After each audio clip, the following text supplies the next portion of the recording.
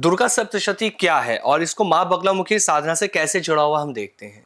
देखिए, दुर्गा सप्तशती जो भी शाक्त हैं, हाँ देखिए पहले हमें थोड़ा सा समझना होगा। जी। शैव, शाक्त, वैष्णव, गाणपत्य और सौर, ये हमारे यहाँ जगत गुरु शंकराचार्य ने पंचायतन पूजा के नाम से इस तरह से विभक्त करा है कि जो गणपति की पूजा करते हैं वो गणपत्य हो गए, जो सूर्य की पूजा करते हैं, जो हम छठ पूजा वगैरह बिहार में हम देखते हैं, वो सूर्य की उपासना होती है।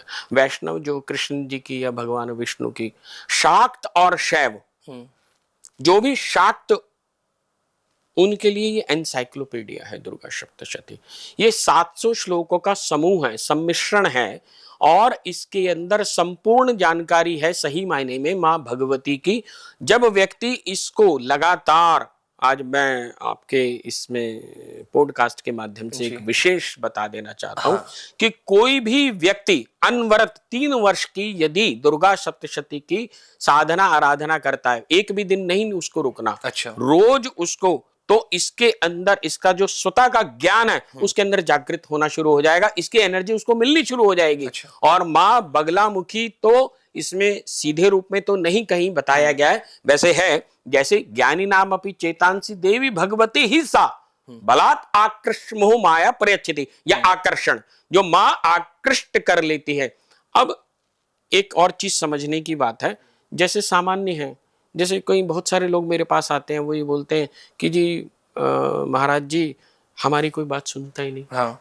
कोई स्टूडेंट है वो कहता है मेरी तो कोई सुनते ही नहीं। हाँ। सहपाठी नहीं सुनते, दोस्त नहीं सुनते, या हम जगह ही नौकरी करते हैं, जॉब करते हैं, तो हमारा मालिक ही नहीं सुनता। जब हमारी कोई सुनेगा ही नहीं तो हम अपनी बात कह पाएंगे? यानी उनमें आकर्षण की शक्ति नहीं है, अपनी उनके शब्द के अंदर शक्ति नहीं है। जब उनके अंदर वाक की शक्ति आ जाएगी, जब वह बोल रहे हैं और ध्यान उनकी तरफ आकृष्ट होना शुरू हो जाएगा, इसका मतलब मां भगवती की पराम्बा की उनके ऊपर आशीर्वाद है। जो भी मां बगलामुखी की उपासना साधना करेगा उसके अंदर वाक की शक्ति आ जाती है। विशेष रूप से मैं यहां एक रेफरेंस देना चाहूंगा, 5वें अध्याय में देखिए, जिनको भी जो दुर्गा सप्तशती का पाठ करते हैं, या दुर्गाये दुर्गपाराय साराय सर्वकारिण्ये ख्याति तथे कृष्णाय धूम्राय सततम नमा, धूमावती की बात हो रही है। उसके बाद अति सौम्याति रुद्राय नदास्तस्यै नमो नमः,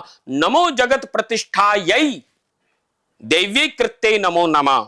फिर कहते हैं या देवी सर्वभूतेषु विष्णु मायेति शब्दिता नमस्तस्यै नमस्तस्यै नमस्तस्यै नमो नमः।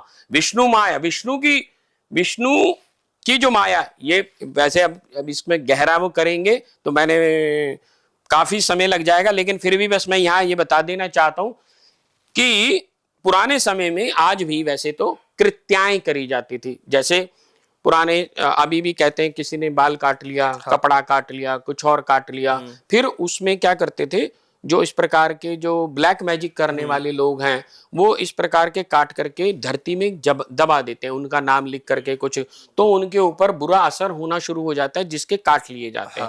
तो इसको कृत्याएं बोलते हैं। अच्छा। इससे क्या होता है, बंधन लग जाता है। जैसे किसी का व्यापार है वो चलना बंद हो गया, किसी का स्वास्थ्य गिरना शुरू हो गया, किसी की जो अच्छा पढ़ रहा था पढ़ना बंद हो गया, या कुछ इस प्रकार की। तो उन कृत्याओं को काटने का शमन की शक्ति यदि किसके पास है तो वो मां बगलामुखी के पास है।